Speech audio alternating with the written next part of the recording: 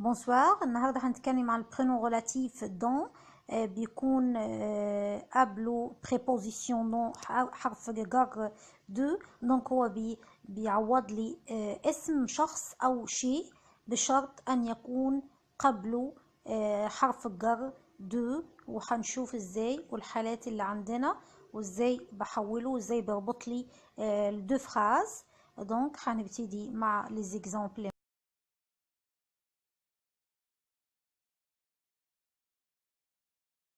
Premier exemple معانا.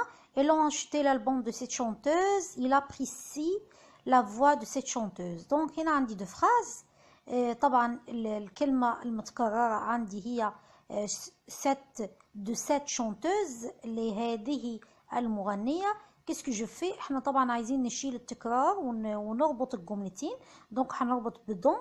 ازاي؟ لان عندي الكلمة مسبوقة بالبريبوزيسيون دو. Donc, ils ont acheté l'album de cette chanteuse dont ils apprécient la voix. Donc, شلنا من الفراز الثانية كلمة de cette chanteuse وحطينا dont في البوان قبل بداية الفراز الثانية. Donc, c'est la chanteuse dont je veux te parler. هي دي المغنية اللي حبيت أكلمك عنها. donc هنا دون remplace la chanteuse. je veux te parler de la chanteuse أو ممكن أقول أنا حبيت أكلمك عن المغنية.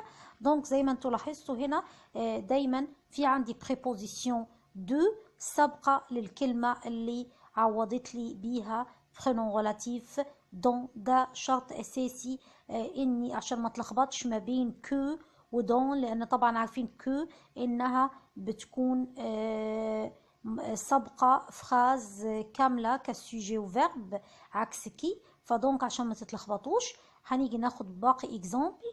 لوتو دون il rêve coûte très cher. دونك هنا لوتو دون il rêve coûte très cher واصل الفراز il rêve de l'auto هو يحلم باللوتو. l'enfant dont le père est mort vient de Montréal. Le père de l'enfant est mort. Donc, pardon, on dit préposition de à l'apostrophe. L'enfant dont Jacques et le père est blanc. Jacques est le père de l'enfant. Pardon, on dit préposition de à l'apostrophe. L'enfant dont vous voyez là-bas, le père habite maintenant avec sa mère. Vous voyez le père de l'enfant. Pardon, de à l'apostrophe. La fille dont il est amoureux est très jolie. Il est amoureux de la fille.